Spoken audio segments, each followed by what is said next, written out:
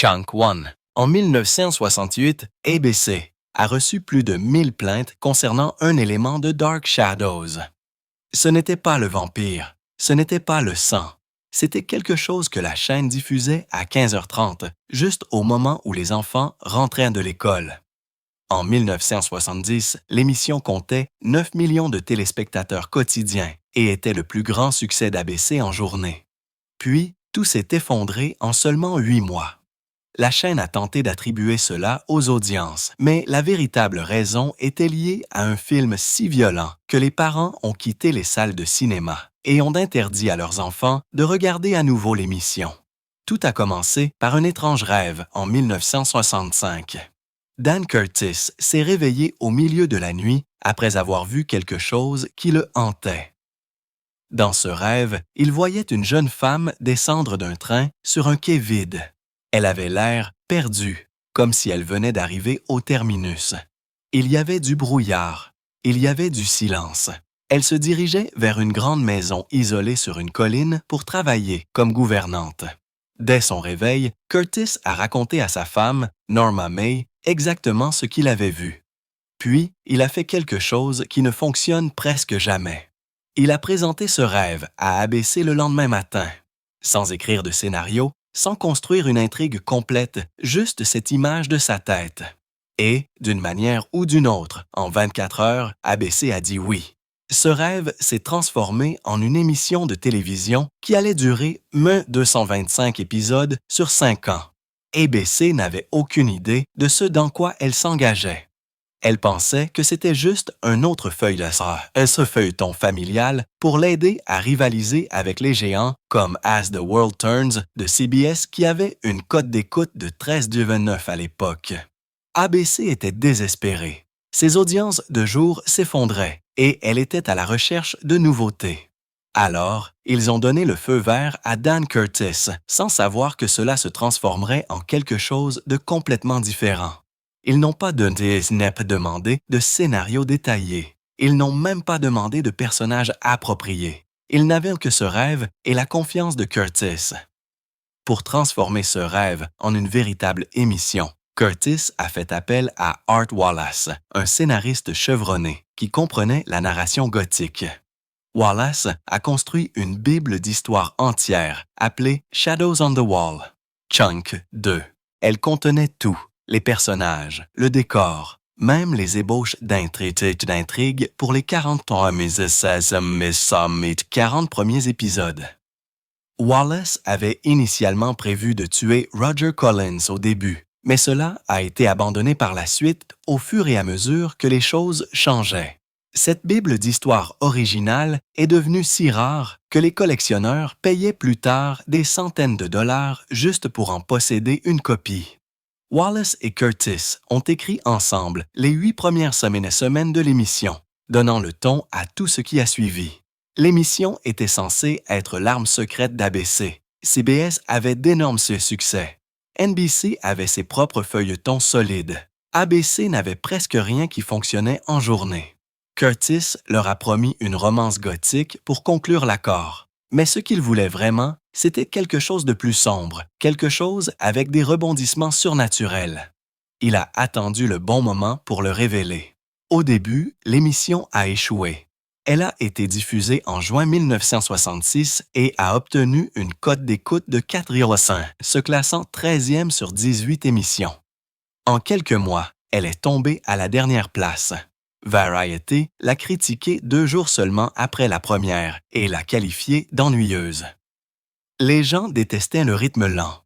Ils ne se sont pas identifiés au personnage principal, Victoria Winters, interprétée par Alexandra Moltke, dont les critiques disaient qu'elle manquait d'émotion. ABC perdait patience rapidement. En décembre 1966, ils ont donné un ultimatum à Curtis. Il avait 26 semaines pour redresser les audiences, sinon l'émission serait annulée.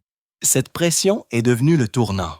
Curtis a décidé de faire enfin ce qu'il avait toujours voulu. Il a fait entrer un vampire. L'épisode 210 a tout changé. Il a été diffusé en avril 1967. Willie Loomis est entré par effraction dans le mausolée des Collins et a ouvert un cercueil enchaîné. À l'intérieur se trouvait Barnabas Collins, un vampire interprété par l'acteur canadien Jonathan Frid.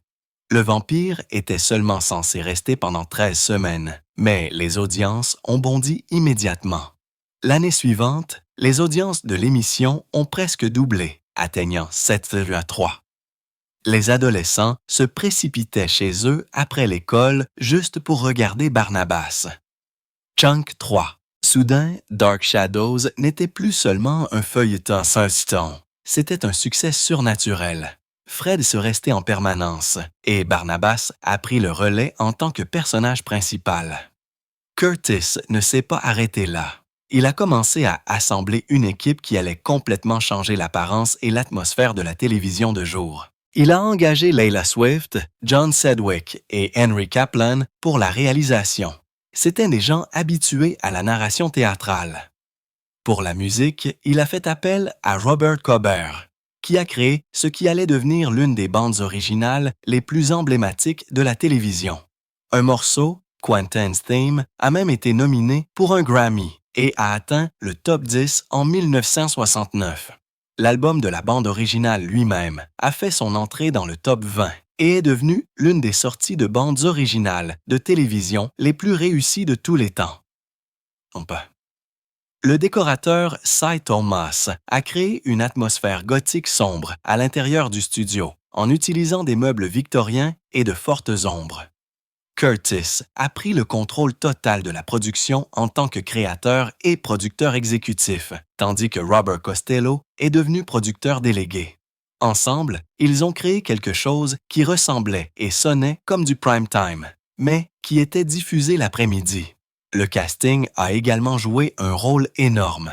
Joan Bennett, née en 1910, avait déjà joué dans plus de 70 films, dont des classiques des années 1940. Elle avait 56 ans lorsqu'elle a rejoint la série en 1966, dans le rôle d'Elizabeth Collins Stoddard, la matriarche, qui n'avait pas quitté son manoir depuis 18 ans. Elle n'aimait pas les heures d'appel à 6 heures du matin, ni manger dans des gobelets en carton entre les scènes, mais elle a donné de la légitimité à l'émission.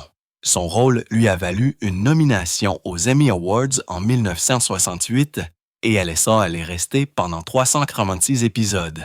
Puis, il y avait Alexandra Moltke qui n'avait que 21 ans à l'époque et peu d'expérience. Dan Curtis l'a choisi pour le rôle de Victoria Winters en se basant sur la femme de son rêve. Les critiques ont attaqué sa performance, la qualifiant de figée.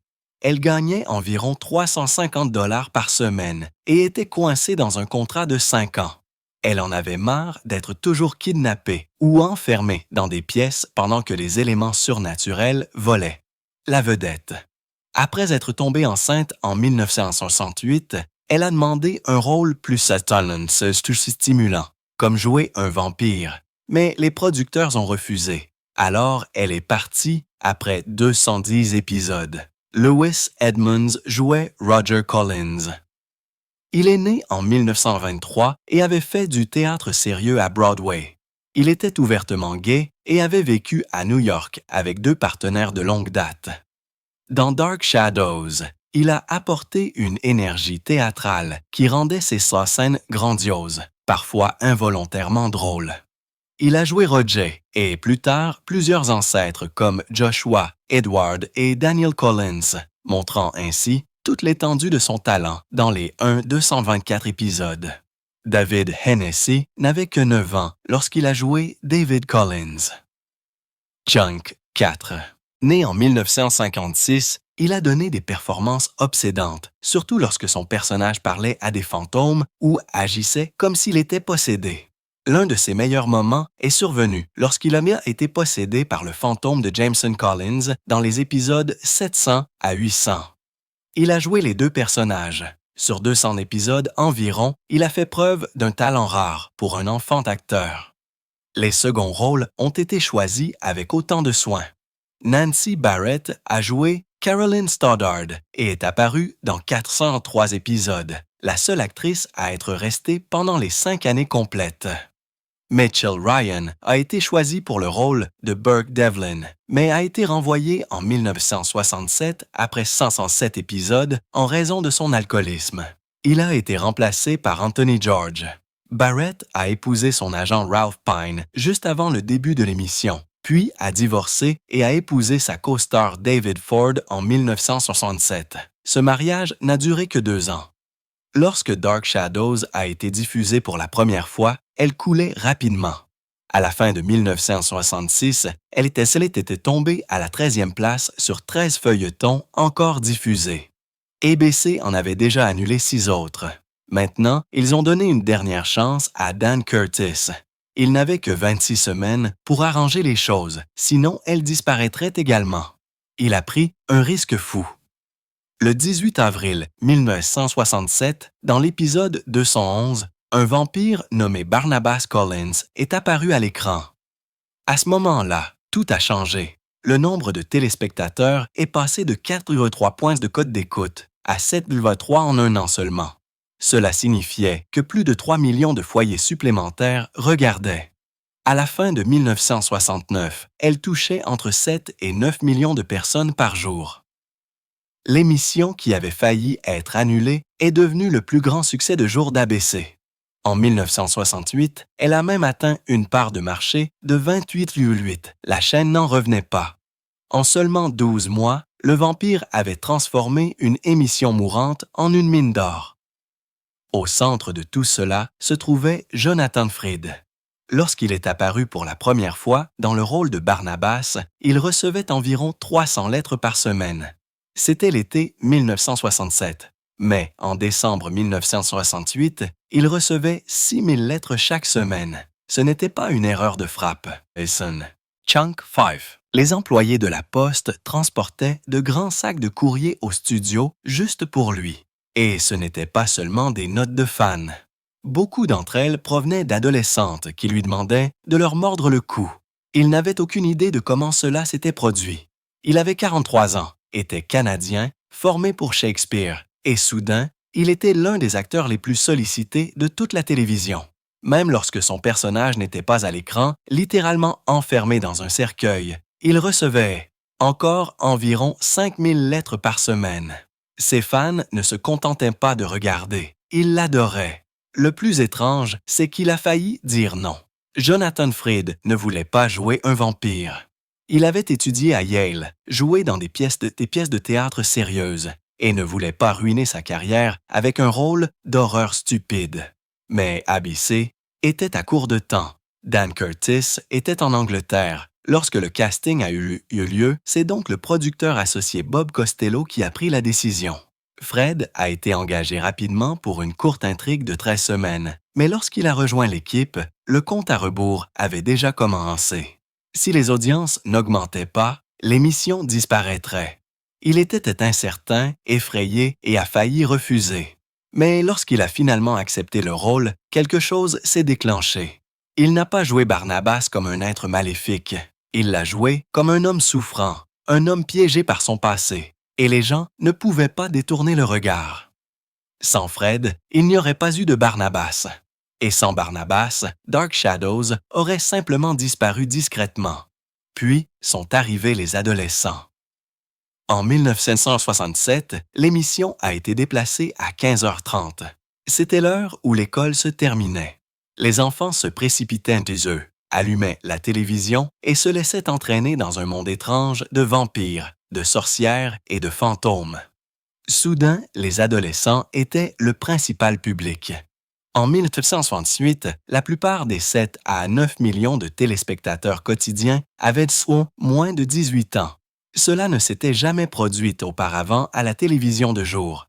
Les annonceurs l'ont remarqué. Les autres chaînes l'ont remarqué. Bientôt, toutes les chaînes ont essayé de copier la formule. Chunk 6. Les vampires romantiques aux yeux tristes sont devenus la nouvelle tendance. Tout, de Twilight à The Vampire Diaries, suivrait le même chemin. Et Dark Shadows ne s'est pas arrêté à la télévision. En 1970, elle est devenue un film. House of Dark Shadows est sorti en salle et a connu un succès. Même s'il a choqué le public par sa violence, les parents ne l'ont pas aimé, ce qui a nui pendant un certain temps aux audiences de l'émission. Mais Barnabas Collins était partout maintenant. Son visage était sur les boîtes à lunch, les costumes de Halloween, les affiches, les magazines. Les fans ont commencé à se réunir en personne, organisant leurs propres rencontres avant même que les conventions de fans n'existent. Au moment où Tim Burton a réalisé sa propre version avec Johnny Depp en 2012, 45 ans s'étaient écoulés depuis que le pari du vampire avait porté ses fruits, et les gens s'en souvenaient encore. Tout le monde n'aimait pas l'émission, cependant. À la fin des années 1960, une bande dessinée du prédicateur Jack Chick l'appelait l'émission de télévision préférée de Satan. Cette seule phrase a provoqué des protestations à l'échelle nationale. Des groupes religieux ont tenté de la faire fermer. Ils ne voulaient pas que les enfants regardent des vampires et des sorcières après l'école, mais au lieu de tuer l'émission, les protestations l'ont fait exploser. Le nombre de téléspectateurs est passé de 2,8 millions à 18 millions en 1969. Même la Maison-Blanche l'a remarqué. Cet Halloween, la fille du président Nixon, Trisha, a invité Jonathan Fred à la Maison-Blanche en costume de vampire complet. Il s'est présenté en tant que Barnabas Collins et a passé la nuit avec 250 enfants. Le vampire était officiellement devenu grand public. Toutes les histoires en coulisses n'étaient pas heureuses. Mitchell Ryan jouait Burke Devlin, l'un des rôles principaux, mais il avait un grave problème d'alcool. En juin 1967, tout s'est effondré. Il a commencé à se présenter ivre, à manquer des enregistrements, à semer le chaos. Un jour, il a eu une crise dans le bureau de Dan Curtis. C'était la fin. Il a quitté l'émission après l'épisode 248. Il avait participé à 247 épisodes. Anthony George a repris le rôle à partir de l'épisode 262, mais les fans ne l'ont jamais accepté. Le changement était trop brutal. Chunk 7. Des années plus tard, Ryan a admis « J'étais tellement ivre cette année-là. Je me souviens à peine de ce dont il s'agissait. » Heureusement, il a dégrisé et a joué dans des films comme L'Arme fatale et Magnum Force. Il est décédé en mars 2022. La production était tout aussi folle. Dark Shadows était filmé en direct sur bande, ce qui signifiait pas de véritable reprise. Il répétait à peine. Si quelqu'un se trompait, cela restait ainsi. Des micros tombaient dans le champ. Des membres de l'équipe traversaient les scènes. Les acteurs oubliaient des lignes au milieu des dialogues. Un acteur a une fois dit « ancestor » au lieu d'« et n'a pas pu se corriger. Des épées tombaient tombaient des murs pendant les scènes sérieuses. Des lampes se brisaient. Des extincteurs se déclenchaient dans les coulisses. C'est devenu si courant que les fans adoraient les erreurs. En 1993, ABC a sorti une collection de bêtisiers juste pour célébrer le chaos. C'était brut, réel et différent de tout ce qui existait à la télévision. Grayson Hall était l'une des stars de l'émission. Elle avait été nominée pour un Oscar pour La Nuit de l'Iguane en 1964, mais dans Dark Shadows, elle a eu du mal. Elle bégayait, perdait sa place et a même dit une fois qu'elle ne comprenait pas l'intrigue. Son mari était l'un des scénaristes, mais même lui ne pouvait pas l'aider. Une serveuse a même dû lui expliquer l'histoire dans un restaurant. Elle s'est donnée à fond malgré tout. Même lorsque les lignes étaient ridicules, elle les prenait au sérieux. Les fans ont commencé à appeler sa façon de jouer le bégaiement de Grayson Hall. Et d'une manière ou d'une autre, cela est devenu une partie du charme étrange de l'émission. Joan Bennett, autrefois une grande star d'Hollywood, a détesté le travail au début. Elle était habituée aux limousines et au luxe. Maintenant, elle se réveillait à 3h moins du matin, mangeait de la soupe provenant de distributeurs automatiques à 10h30 et tournait des scènes sur un plateau bon marché. Chunk 8. Elle a dit qu'une journée sur cette émission lui semblait durer 3 jours à Hollywood. Mais ensuite, quelque chose s'est produit. En 1968, elle a vu combien les adolescents l'adoraient. Elle a dit « Il y a un mois, j'étais dans le Midwest pour commenter un défilé de mode et les teeny boppers m'ont envahi. Je me suis senti comme un scarabée. » Elle ne l'avait jamais vu venir. Et malgré tout, les erreurs restaient. La raison était simple. Le montage coûtait de l'argent. Une bobine de bande vidéo d'1 heure coûtait 300 $. S'il devait pas faire une coupure, il devait acheter une toute nouvelle bobine. Il ne pouvait pas se le permettre. Ainsi, lorsque les acteurs se trompaient dans leurs répliques ou cassaient des accessoires, ils continuaient. Les montages étaient rares, et quand ils se produisaient, ils avaient l'air brut. Ce n'est qu'au début des années 1970 qu'ABC a finalement obtenu du matériel de montage électronique. Mais à ce moment-là, les fans étaient déjà tombés amoureux de cette rugosité. Elle semblait vivante, elle semblait imprévisible. Et c'est cela plus que tout qui a rendu Dark Shadows inoubliable. Lorsque Dark Shadows a été diffusé en 1966, personne ne s'attendait à ce qu'un feuilleton de jour se transforme en quelque chose d'aussi étrange. Elle a commencé comme n'importe quelle autre émission. Mais à partir de l'épisode 210, ils ont ajouté un vampire. Et après cela, tout a changé. Puis est venu l'épisode 255. Une petite fille pâle nommée Sarah Collins est apparue dans le sous-sol de la vieille maison. Elle n'était pas vivante. C'était un fantôme. Sarah était décédée d'une pneumonie, mais dans le monde de l'émission, cela s'était produit à cause d'une poupée vaudou utilisée par une sorcière nommée Angélique. Elle l'avait fait pour forcer Barnabas Collins à l'épouser. Maintenant, ce fantôme d'enfant apparaissait dans des scènes remplies de sang, de chaînes et de violence. Chunk 9. Elle avait l'air innocente, mais elle apparaissait à côté de victimes de meurtres et de vampires, mordant le cou des femmes. Elle est apparue dans 109 épisodes, et dans l'un d'eux, elle a regardé Barnabas rentrer chez lui avec du sang sur son col après avoir attaqué des femmes dans la rue. Les téléspectateurs à la maison étaient confus. Les parents se sont plaints à ABC. Ils ne comprenaient pas comment un fantôme d'enfant pouvait être montré à 16 heures à côté d'un homme drainant le sang de personnes dans un sous-sol. Cela a empiré dans l'épisode 276. Barnabas a tué quelqu'un à l'écran. Sa main a attrapé Jason Maguire par la gorge. L'émission a rapidement coupé au générique d'ouverture. Quand elle était revenue, Jason était étendu mort sur le sol du sous-sol. Barnabas et son serviteur Willie ont ramassé le corps et l'ont transporté à travers un cimetière brumeux. Ils l'ont enterré dans une pièce cachée à l'intérieur du mausolée familial. La scène entière a duré 8 minutes. Elle a montré chaque détail jusqu'à la dernière pelletée de terre. Les téléspectateurs n'en croyaient pas leurs yeux. Un meurtre de vampire diffusé à 15h30.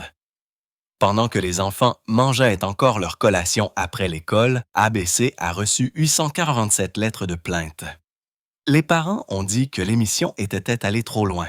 La même année, les scènes de morsures de vampires ont commencé à s'allonger. Barnabas n'était pas le type de Dracula maléfique. Il avait l'air triste quand il attaquait les gens. Il montrait de la culpabilité et les victimes ne criaient pas. Elles avaient l'air d'être dans une sorte de transe. La caméra a zoomé. Les téléspectateurs ont vu les morsures se produire au ralenti. Parfois, la scène durait presque 1 minute entière. Du sang coulait le long des coups. Les visages avaient l'air calmes ou même étranges, comme s'ils appréciaient cela. Entre 1967 et 1968, la FCC a reçu 200 plaintes, rien que pour ces scènes de morsures. ABC a essayé de les limiter à 1 fois par semaine, mais les audiences étaient trop bonnes, alors ils les ont autorisées quotidiennement. Chunk 10. D'autres chaînes ont essayé de copier la formule. Entre 1968 et 1971, au moins 23 émissions sur le thème des vampires ont été lancées. Aucune n'a duré. Puis les séances ont commencé. Pas de fausses, de vraies. Les acteurs s'asseyaient dans des pièces éclairées aux chandelles, utilisaient des planches Ouija et récitaient des chants latins. Ils ont même embauché de véritables experts en occultisme pour les guider. Dans l'épisode 365, une séance a été organisée pour contacter le fantôme de Sarah. Les téléspectateurs à la maison ne savaient pas si c'était juste pour le plaisir ou quelque chose de plus sombre. Les groupes religieux ne l'ont pas pris à la légère. Les conseils d'Église ont envoyé des avertissements. Dans 37 villes, les gens ont boycotté les stations ABC locales. Des parents dans 15 États ont signé des pétitions pour déplacer l'émission à une heure plus tardive. Une adolescente de Houston qui étudiait la magie noire a déclaré que c'était la seule émission de jour qui valait la peine d'être regardée. À Chicago, des occultistes pratiquants ont déclaré qu'elle se rapprochait de la façon dont les véritables rituels fonctionnaient. Les églises étaient furieuses. Elles ont dit que l'émission plantait des idées dangereuses dans la tête des enfants. En 1968, l'histoire a ramené les téléspectateurs dans le temps, en 1795. C'est à ce moment-là que les procès de sorcières à la Salem sont apparus. L'épisode 345 a montré Victoria Winters attachée à un arbre pendant qu'un révérend criait des prières latines au-dessus d'elle. Son nom était le révérend Trace. L'acteur a mémorisé plus de 200 lignes de véritables textes d'exorcisme. Les scènes de procès utilisaient des citations exactes des véritables archives judiciaires de 1792. Le problème était la chronologie. Les véritables procès de Salem ont eu lieu 100 ans plus tôt, mais l'émission n'a pas expliqué l'erreur de temps. Les enfants ont regardé ces scènes et ont été confus. Le procès de Victoria s'est terminé avec elle face à un nœud coulant. Les parents n'en croyaient pas leurs yeux. ABC a reçu 200 plaintes rien que pour les épisodes de Salem. Les églises à travers le pays l'ont qualifié de dangereux. Chunk, 11. Malgré le contre-coup, l'émission a continué, mais quelque chose s'est produit en 1970 qui a tout changé. House of Dark Shadows, un long-métrage complet, est sorti en salle le 25 août. C'était brutal. Les gens qui aimaient la version télévisée ont amené leurs enfants. Mais ce qu'ils ont vu était autre chose. Barnabas Collins ne se contentait pas de mordre les gens. Il les déchiquetait. Des pieux étaient enfoncés dans la poitrine des vampires. Le sang jaillissait sur l'écran. Les corps morts avaient le cou tordu. Un ouvrier du bâtiment a été vidé de son sang devant la caméra. Les enfants ont crié dans les salles de cinéma. Les parents sont partis à mi-chemin. Le choc n'est pas passé. Ils sont rentrés chez eux et ont dit à leurs enfants qu'ils ne pouvaient plus regarder l'émission.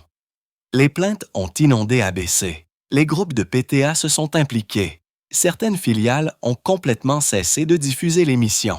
Les parents qui avaient fait penser et confiance à l'émission l'ont soudainement perçue comme dangereuse. Ce film a détruit l'image familiale de l'émission. Il était trop tard pour réparer cela. Les chiffres racontent le reste. En 1969, Dark Shadows avait 7 à 9 millions de téléspectateurs quotidiens. C'était le plus grand succès de jour d'ABC. En 1968-69, elle avait une cote d'écoute Nielsen de 8,4 avec une part de marché de 27. Mais en 1970, elle était tombée à une cote d'écoute de 5,3 et une part de marché de 16. Cela signifiait que près de 4 millions de téléspectateurs avaient disparu, et la plupart d'entre eux étaient des adolescents et des enfants qui regardaient après l'école. Sans eux, les annonceurs se sont retirés. ABC voulait remplacer l'émission. Chunk 12. Ils ont choisi Password, un simple jeu télévisé sans sang, sans fantômes et sans rien à redire. Il a commencé le 5 avril 1961. Dark Shadows s'est terminé le 2 avril. La décision était déjà prise, mais en coulisses, d'autres choses s'effondraient. Jonathan Fred, l'homme qui jouait Barnabas, ne voulait pas être dans le deuxième film. Il a dit qu'il avait peur d'être cantonné. Il ne voulait pas devenir un autre Bela Lugosi, coincé à jouer des vampires pour toujours. Dan Curtis, le créateur, s'est fâché. Il a décidé d'écrire Fred hors de l'émission. Il a présenté un nouveau personnage nommé Bramwell pour le remplacer. Mais tout le monde savait que sans Barnabas, l'émission n'avait pas de cœur. Curtis était fatigué. Il avait écrit ou réalisé plus de 1200 épisodes. Au début de 1971, il a dit aux acteurs qu'il en avait fini. Il n'avait plus rien.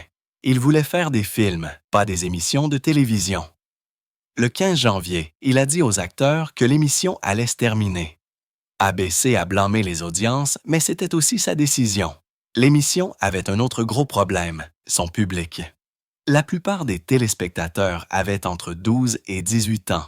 Ils n'achetaient pas de savon, de produits de nettoyage ou d'articles ménagers. Les annonceurs ne se souciaient pas d'eux. ABC avait besoin de femmes adultes qui faisaient les achats. Dark Shadows ne pouvait pas fournir cela. Ainsi, même avec 9 millions de téléspectateurs à son apogée, elle n'était pas rentable. Dans les derniers mois, l'émission a essayé de se rétablir. Les audiences ont légèrement augmenté, mais ce n'était pas suffisant. La chaîne était déjà passée à autre chose. Et pourtant, malgré tout, l'émission avait laissé une marque que personne ne pouvait effacer. Sa chanson thème, Quentin's Theme, a atteint la 13e place du Billboard Hot 100 en 1969. Chunk, 13. C'était la seule chanson de feuilleton à avoir jamais fait cela. Elle a obtenu une nomination aux Grammy Awards. L'album de la bande originale s'est vendu à des milliers d'exemplaires. Même les chansons parlées narrées par Jonathan Frid sont devenues des favoris cultes. Plus important encore, Dark Shadows a changé ce que les gens pensaient que la télévision pouvait être. Elle a introduit l'idée d'un vampire qui ne voulait pas tuer. Barnabas ressentait de la culpabilité. Il pleurait. Il aimait. Cette idée a façonné toutes les émissions de vampires qui ont suivi. Buffy contre les vampires, True Blood, The Vampire Diaries, elles ont toutes emprunté à Barnabas. Elle a montré que les feuilletons pouvaient être étranges. Les daily shows pouvaient utiliser des fantômes, des voyages dans le temps et des univers parallèles. Avant Dark Shadows, personne ne pensait qu'on pouvait faire cela à la télévision de jour. Après Dark Shadows, tout le monde a essayé.